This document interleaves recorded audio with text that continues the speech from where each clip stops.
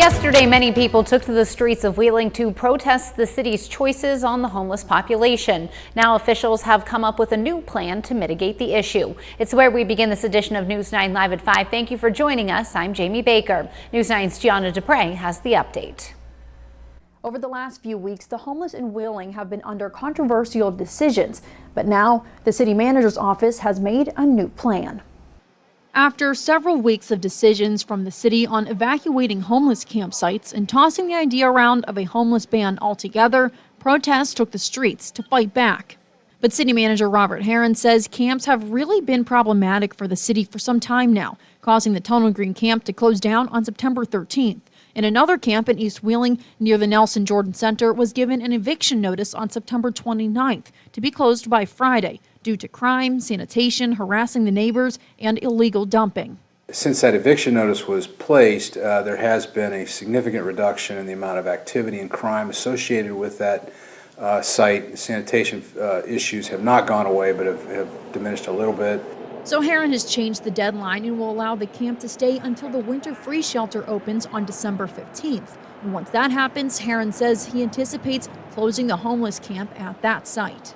The fact that folks have been allowed to camp there for the last year or so, isn't an indication that that's approval in perpetuity. The neighborhood has experienced issues with the camp and the people that are living there. We want to, strike a balance, at least in the short term. And it will be closely monitored by the city. And Herron says he reserves the right to post another eviction notice if need be. We've tried to be as accommodating and as compassionate as we can from a local government perspective.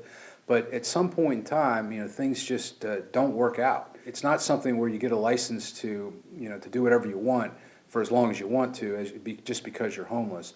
So we want to try to work with the population, we want to work with the service agencies, but at some point in time, we've got to correct the problem if it exists. In the meantime, the Life Hub nonprofit was created last year and has been working to help the homeless issue with a goal of creating a one-stop shop for services, treatment, resources, and a large shelter to house many homeless individuals. But it is still a work in progress, and the test run will be this year's winter free shelter located in the Life Hub's new building on 16th Street. But I do know there's a lot of people that are interested in helping, that have the experience and education to help, and hopefully we can coordinate that going forward and come up with a plan that minimizes homelessness to the extent that we possibly can. Reporting in the Wheeling Content Center, I'm Gianna Dupre, News 9. Hi, I'm Jamie Baker. Thanks for watching. Here's another video for you to watch, and please be sure to subscribe to our channel.